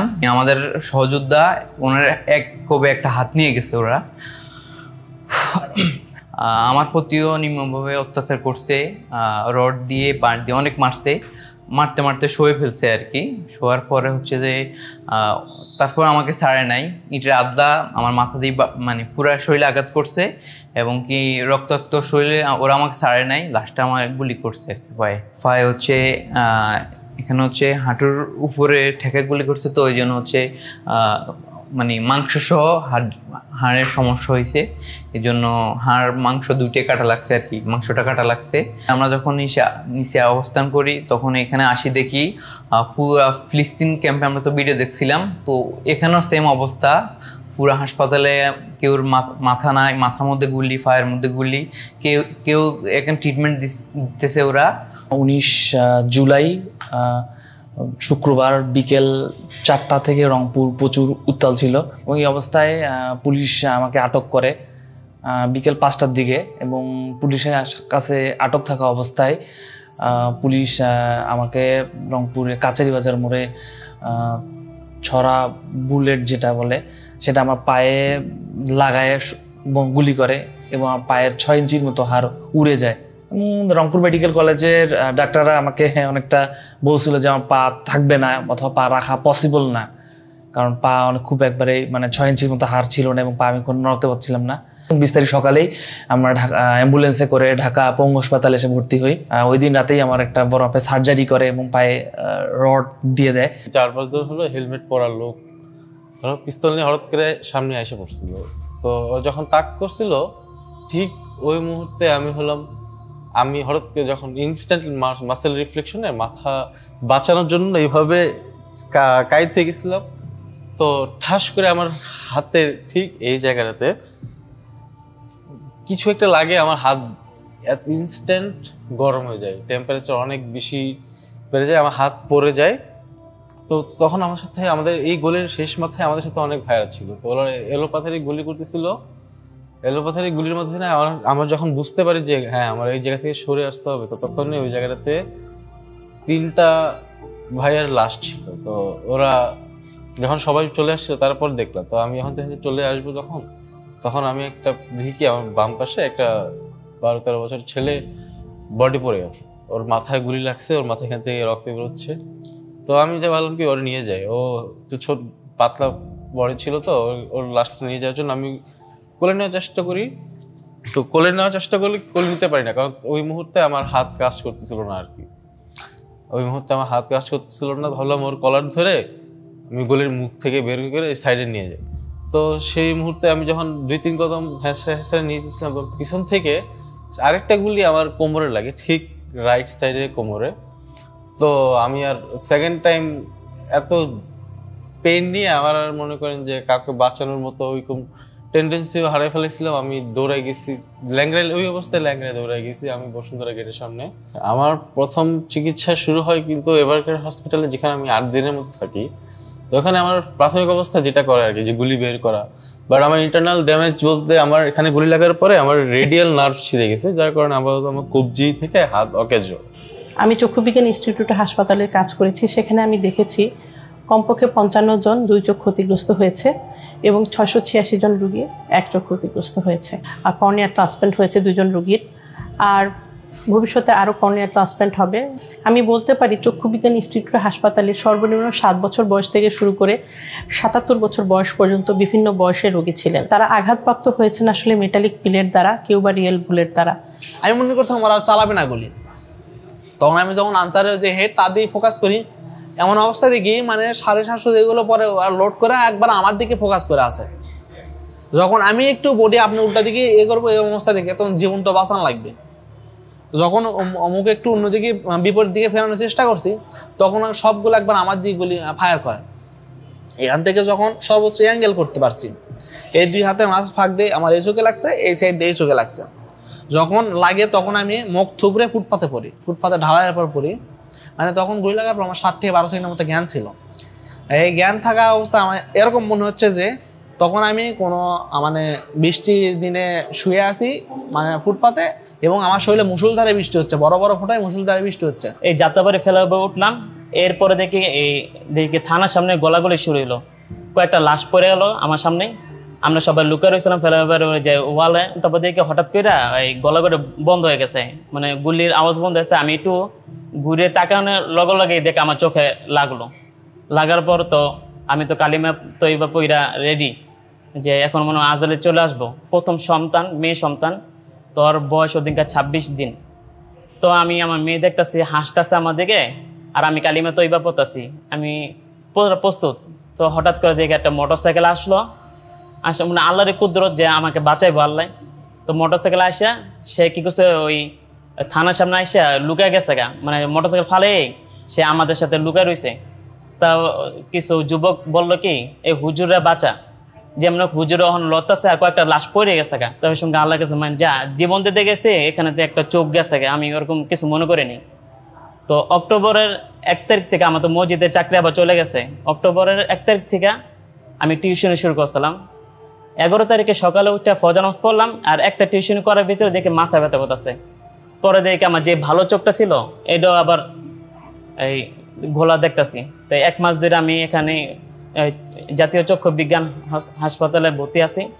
এখন আমি স্পষ্ট ভালো করে দেখতে পারি না। আমি আন্দোলনে আহত হই জুলাইয়ের 18 তারিখে ঢাকা শহরের মেন টার্নিং পয়েন্ট হলো আপনার যাত্রাবাড়ি। আমার সামনে একজনের 40 সেকেন্ডের ডিফারেন্সে ওই ছেলে অরিজিনাল বুলেট খায়, আর 40 সেকেন্ড পরেই আমি ছড়রা বুলেট খাই। পুলিশের ছড়রা গুলি আমার মুখে এখন আপনার প্রায় 21টার মতো আমার ছড়রা বুলেটগুলো আছে, প্লেটগুলো আছে। এর মধ্যে 3-4টা বার করা পসিবল, আর বাকিগুলো বের করার পসিবল না। 2 চোখে ইঞ্জুরি ছিল, আর 1 চোখ আল্লাহর রহমতে 1 চোখ হলো আপনার, আমি আমার লাইফে কোনো সময় আমি চশমা ইউজ করি নাই, কিন্তু এখন আর কি সার্জারি করার পর রেটিনা অপারেশন করার পরে চোখের থেকে আপনার 2টা বুলেট বাইর করাইছে। একটু আর কি আপনার চুল পরিমাণ গ্যাপের জন্য কর্নিয়াতে আঘাত করেনি। তো কর্নিয়াতে যদি আঘাত করতো তাহলে হয়তো আমার এই চোখটা বাদ হয়ে যেত। তো ইমার্জেন্সিভাবে ট্রিটমেন্ট নেওয়ার কারণে একটা চোখ আমার ঠিক হয়, ওটার আপনার জীবনে চশমা ইউজ করিনি, বাট এখন আর কি -2.5, আর আরেক চোখ দিয়ে আমি টোটালি দেখি না, টোটালি ব্ল্যাঙ্ক। আমার এখনো হাতের মধ্যে প্লাস 90টা প্লেটের কাছাকাছি আছে। গুলির গরমে আর উত্তপ্ততার কারণে আমার হাতের গোছ সিদ্ধ হয়ে গেছিল, এই জন্য এখান থেকে কেটে ওটা ফেলাই দিতে হয়েছে। আর এখনো ট্রিটমেন্ট চলতেছে। আমি আমার হাতের এখনো 2টা আঙ্গুল, মানে শেষ 2টা আঙ্গুল আমি এই পাশ হাতের অর্ধেক, মানে এই পাশ হাতের অর্ধেক, এই সাইডে আমি ঠিকঠাক মতো ইউজ করতে পারি না, আমার অনুভূতি কম নার্ভের কারণে। আর চোখে দেখি না বলতে গেলেই চলে। আমার চোখের মানে গুলিটা সোজা এদিক দিয়ে, সামনের পার্ট যদি এটা ধরি এদিক দিয়ে ঢুকছে, আর পিছন দিক দিয়ে বের হয়ে গেছে, মানে এপার ওপার হয়ে গেছে চোখের। 3 তারিখের ঘটনা ছিল, সেদিন প্রচুর আরও অনেক মানে গুলিবিদ্ধ রোগী আসলো। দেখলাম যে বিভিন্ন জায়গা থেকে তারা মানে সরোয়ার্দিতেও ভর্তি, অনেকেই ওখান থেকেও ব্যাক করে আসছে, ইভেন ঢাকা মেডিকেল কলেজের থেকেও কিছু ব্যাক করে আসছে রোগী, প্রচুর রোগী। যে আমরা সাধারণত এই নিউরোসায়েন্স হসপিটালের একটা নিয়ম ছিল যে আমরা মানে একেবারেই বেড মানে লিমিটেড, মানে যতগুলো বেড ততগুলোই ভর্তি দিতাম, কিন্তু সেদিন আসলে আমরা পারি নাই। আমরা সবাই মিলে সিদ্ধান্ত নিয়েছি যে যারা আসবে তাদেরকে আমরা ফেরত দেব না। মোস্ট অফ দ্য পেশেন্টের গুলি লেগেছে মাথায় এবং বুকে। এটা আসলে টার্গেট কিলিং আমার কাছে মনে হয়। এই আন্দোলন কোটা সংস্কার থেকে পরিণত হয় গণমানুষের আন্দোলনে। ফ্যাসিস্ট রেজিমের অত্যাচারের জাতাকল থেকে মুক্তি পেতে দল, মত, ধর্ম, নারী, পুরুষ নির্বিশেষে সমাজের সর্বস্তরের মানুষ চলে আসে এক কাতারে। আন্দোলন যেন হয়ে ওঠে ভিন্ন ভিন্ন আদর্শের মানুষের এক ঐক্যের সম্মিলন। ছেলে মেয়েরা তারা ত্যাগ স্বীকার করেছে। আমরা যারা বেঁচে আছি আমরা এক ধরনের গিল্ট ফিল আমাদের প্রতি কাজ করে, এটাই আর কি। তো বাংলাদেশে যে গণতন্ত্রহীনতা, জুলুম, অত্যাচার চলছিল, সেটার জন্য দরকার ছিল একটা গণবিস্ফোরণ, কোটা আন্দোলন, সেটাই তাদেরকে দিয়েছে। তো আমরা রাজুক কলেজের সামনে, আমি আমার ফ্রেন্ড ক্রস করতেছিলাম, তখন আমার এক স্যার আর কি আমাকে স্যার চিনতে পারেনি, আমি তো অন্য ড্রেসে ছিলাম, আমার রাজুক কলেজ ছিল। তো স্যার আমাকে বলতেছে আন্দোলনের কী অবস্থা। আমি বললাম স্যার এই তো। স্যার বললো যে তোমরা কিছু খাইছো নাকি? আমি বললাম না স্যার, আমরা আমরা নর্মালি আসি। স্যার বললো যে এই কথা বলে স্যার আমাকে আর কি কিছু টাকা দেয় যে তোমরা সবাই পানি খেও, পানির কয়েকটা বক্স কিনে যাতে সবাইকে পানি দিতে পারি যারা আন্দোলনে আসে। এই পানি নিয়ে যাওয়ার সময় রাজুক কলেজের পিছনে একটা বিল্ডিং থেকে একজন আঙ্কেল ডাক দিয়ে একটা প্লাস্টিকের বক্স নিচে ফেলে। আমি বললাম কি ব্যাপার, প্লাস্টিকের বক্সে কি? দেন বক্স খুলে দেখি যে কিছু টাকা। পরে আঙ্কেলপুর থেকে বললো যে তোমরা যতটুকু যা পানি বা কিছু লাগলে তোমরা কিনে খাও। দেন আমরা এটা দিয়ে কিছু পানি কিনি, আর এখান থেকে কিছু টাকা আমরা আহত ভাইকে দিয়েছিলাম যাতে সে চিকিৎসা করতে পারে। যে ডাক্তার আমাকে চেনে না, আমাকে ট্রিটমেন্ট দিল। তারপরে হচ্ছে যে আখের রস বিক্রেতা, মানে খেটে খাওয়া মানুষ, সে আমাকে আখের রস খাওয়ানোর জন্য রাস্তা মানে রিক্সা আটকিয়ে দাঁড়ালো। যেই ভাইটা আমাকে চেনে না আমার মেডিসিন কিনে দিল। তারপরে আমাকে হচ্ছে বিএনএস সেন্টারে আমাকে 200-500 টাকা এসে গুছে দিচ্ছে মানসিক তৃপ্তি নেওয়ার জন্য। তাদেরকে আপনি কিভাবে রাজনৈতিক পরিচয়ে পরিচিত করবেন? হয়তো অ্যাজ এন ইন্ডিভিজুয়াল আমার একটা রাজনৈতিক পরিচয় থাকতে পারে, কিন্তু আমি তো তার রাজনৈতিক পরিচয় জানি না, সে আমার রাজনৈতিক পরিচয় জানে না। এটা আমরা পুরো জাতি, হোল একটা নেশন, আমরা জাতিকে ফেসিবাদের মানে কবল থেকে উদ্ধার করার জন্য আমরা রাস্তায় নেমে এসেছি। সবাই জীবন বাজি রেখে সবাই সবার সবকিছু নিয়ে রাস্তায় নেমে আসছে। 24-এর ছাত্র জনতার অভ্যুত্থানের আমাদের যে আন্দোলনের যে ভাষাগুলো ছিল সেগুলোকে আমরা সার্বজনীন করার চেষ্টা করেছি। আমরা যখন কোনো কর্মসূচি ঠিক করতাম, আমরা সকল অংশীজনদের বিষয়গুলো মাথায় রেখে আমরা ঠিক করতাম। তো প্রথম থেকে যখন কোটা সংস্কার ছিল, কোটা সংস্কার আন্দোলনের সময়ও আমরা আপনারা দেখেন এখানে যে আন্দোলনের যে ওয়ার্ডিংগুলো ছিল বাংলা ব্লকের, এরপরে হচ্ছে আমাদের যে স্মারকলিপির যে ভাষাগুলো ছিল সেগুলোকে আমরা সার্বজনীনভাবে আমরা করার চেষ্টা করেছি। এবং সবচেয়ে ক্রুশিয়াল টাইম যখন ছিল 19 তারিখ থেকে একদম 5 অগাস্ট পর্যন্ত, 36 জুলাই পর্যন্ত, ওই সময়ও আমরা যে শব্দগুলো আমরা এখানে ঠিক করেছি সেগুলো সার্বজনীনভাবে আমরা নিয়ে আসার চেষ্টা করেছি, যেন সবাই এই আন্দোলনে সম্পৃক্ত হতে পারে, সবাই এই আন্দোলনের শব্দগুলোকে অন করতে পারে। আমরা মাঝখানে দেখেছি যে আন্দোলনের পরে একটা স্টেক্স এবং আন্দোলনের ক্রেডিট নিয়ে অনেকেই মধ্যে একটা দ্বিধাদ্বন্দ্ব ছিল। তো ছাত্র শিবির শুরু থেকে আমরা বারবার বলে আসছি, যদি এটা ছাত্রদের মাধ্যমে আন্দোলনটা শুরু হয়েছিল, ছাত্রের নেতৃত্বে ছিল, কিন্তু আন্দোলনটা আসলে সকল শ্রেণী পেশার সকল মানুষের ছিল। আমরা দেখেছিলাম যখন শহীদের ঘটনাগুলো ঘটেছিল, একটা শিশু বাচ্চা এসে পুলিশের দিকে তেড়ে যাচ্ছিল যে আমার ভাই আবু সাইদকে সে মেরেছে। তো এই যে সবাই আবু সাইদকে ওন করা, শহীদদেরকে ওন করা, এর মধ্যে দিয়ে আমরা দেখেছি আমাদের নারী শিক্ষার্থীরা আহত হয়েছে, নারী শিক্ষার্থীদের অংশগ্রহণ ছিল, প্রাইভেট বিশ্ববিদ্যালয়ে অংশগ্রহণ ছিল, মাদ্রাসা শিক্ষার্থীদের অংশগ্রহণ ছিল, ইংলিশ মিডিয়ামের শিক্ষার্থীদের অংশগ্রহণ ছিল। আমরা দেখেছি পেশাজীবী যারা ব্যবসায়ী, এরপরে হচ্ছে শিক্ষক, বিভিন্ন দিনমজুর যারা ছিল, সকলেই শ্রমিকরা সেখানে অংশগ্রহণ করেছিল। এবং দেশের বাহিরে থেকেও আমাদের যারা রেমিটেন্স যোদ্ধা তারা পর্যন্ত এই আন্দোলনে আন্দোলনে তাদের জায়গা থেকে ভয়েস রেজ করেছিল, অনলাইনে যারা অ্যাক্টিভিস্ট রয়েছে তারা তাদের জায়গা থেকে ভূমিকা রেখেছিল, মিডিয়া ব্যক্তিত্বরা ভূমিকা রেখেছিল। অর্থাৎ আমরা যদি এক কথায় বলি যে আন্দোলনটা কোনো একক মাস্টার মাইন্ড বা একক ব্যক্তি, একক দলের ক্রেডিট হতে পারে না, এই আন্দোলনটি সবার ছিল, সবার অংশগ্রহণের মধ্য দিয়ে আন্দোলন তার চূড়ান্ত জায়গায় পৌঁছেছিল। এক্ষেত্রে আমাদের তখন নিজস্ব কোনো ব্যানার ছিল না, আমাদের সকলের একটাই পরিচয় ছিল, আমরা মাজলুম, আমরা জুলুমের শিকার হচ্ছি, এজন্য জালিমের বিরুদ্ধে আমরা এক কাতারে হয়ে এক সারিতে এসে আমরা লড়াই করেছিলাম এবং তার পরিণতি হিসেবে একটি বিজয় এই বাংলাদেশের মানুষ পেয়েছিল। 24-এর এই আন্দোলন যখন সফল হয়, আন্দোলন সফল হওয়ার পরে আমরা ইসলামী ছাত্র শিবির একটা জিনিস ফিল করেন যে এই আন্দোলনটাকে কিভাবে আরো বেশি মানুষের কাছে পৌঁছানো যায়, এই আন্দোলনের স্পিরিটটাকে ধরে রাখার জন্য ইসলামী ছাত্র শিবির বিভিন্ন কর্মসূচি ঘোষণা করেন।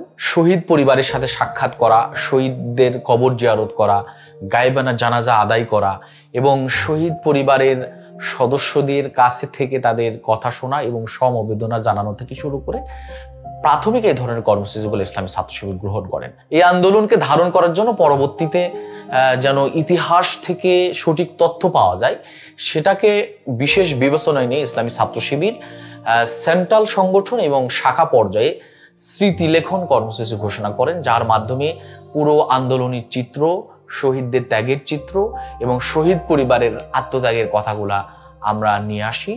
এরপরে ইসলামী ছাত্র শিবির শহীদ পরিবারকে সহযোগিতা করার মাধ্যমে পাশে থাকা এবং সর্বশেষে এখন এসে ইসলামী ছাত্র শিবির এই আন্দোলনের মূল স্পিরিটটাকে সমাজে বা এই প্রজন্মের কাছে বা যারা এই আন্দোলনকে সেভাবে এখনো ধারণ করতে পারে নাই অথবা এই আন্দোলনের সঠিক তথ্যটি এখনো যথার্থভাবে যায় নাই, সে সকল মানুষের কাছে এই আন্দোলনের সেই মেসেজগুলো দেওয়ার জন্য আলোকচিত্র প্রদর্শনীর আয়োজন করে এবং এটা খুবই সাড়া ফেলে। এবং ইসলামী ছাত্র শিবিরের কর্মসূচির ভিতরে আরেকটি কর্মসূচি হলো যে সুন্দর ডকুমেন্টারি, যে ডকুমেন্টারির মাধ্যমে পুরো জাতির কাছে এই আন্দোলনের সঠিক তথ্য, এই আন্দোলনের মূল চাওয়া পাওয়া এবং এই আন্দোলন আমাদের জাতির ভিতরে নতুন চেতনা, বৈষম্যহীন দাসত্ব মুক্ত একটি জাতি গঠনের চেতনা জাগ্রত করেছে, সেই মেসেজটি দেওয়ার জন্য চেষ্টা অব্যাহত রেখেছে। এই আন্দোলনে সবচেয়ে সিগনিফিক্যান্ট হচ্ছে যে বাংলাদেশে গণতন্ত্রহীনতার যুগ শুরু হওয়ার পর থেকে যত অত্যাচার হয়েছে, জুলুম হয়েছে, সেগুলো কিন্তু এগুলোর কিন্তু অংশ। একটা বড় পাথর একটা ছোট হাতুড়ি দিয়ে লোকেরা ভাঙে, অনেকগুলো স্ট্রাইক করতে করতে উইথ দ্য লাস্ট স্ট্রাইক, একটা সিঙ্গেল স্ট্রাইকে পুরো বোল্ডারটা টুকরো টুকরো হয়ে যায়। এখন সে যদি বলে যে আমি এটা করেছি, আসলে ব্যাপারটা কিন্তু সেটা নয়। তো এই সকল জুলুম অত্যাচার এটার মধ্যে ইনক্লুডেড। আমি বলবো যে প্রতীকী যদি কোনো একটা মর্যাদা দিতে হয় যারা মারা গেছে, আবু সাঈদ সহ, আবরারকেও সেটা দেওয়া উচিত। শহীদদের আত্মত্যাগের ঋণ হিসেবে নতুন ও সমৃদ্ধ বাংলাদেশ করার লক্ষ্যে এই প্রজন্ম হাতে হাত রেখে কাজ করবে, এটাই ইসলামী ছাত্র শিবিরের প্রত্যাশা। 16 বছরের অত্যাচার, নিপীড়ন, হত্যা, গুম এবং জুলাই উপাখ্যান পুরো জাতিকে নিয়ে আসে এক কাতারে, এক প্রার্থনায়। জাতি মুক্তি পায় ফ্যাসিজমের কালো অক্টোপাস হতে, দেখে নতুন স্বপ্ন, এগিয়ে যায় সম্ভাবনাময় উজ্জ্বল এক নতুন বাংলাদেশের দিকে। এই মহানে জুলাইয়ের সাহসের উপাখ্যান এত অল্প সময়ে সবিস্তারে বলা সম্ভব নয়। আরো কত না বলা গল্প রয়ে গেছে মানুষের হৃদয়ে। হয়তো সময় আমাদেরকে কোনোদিন সেই সব গল্পের সঙ্গে পরিচয় করিয়ে দেবে।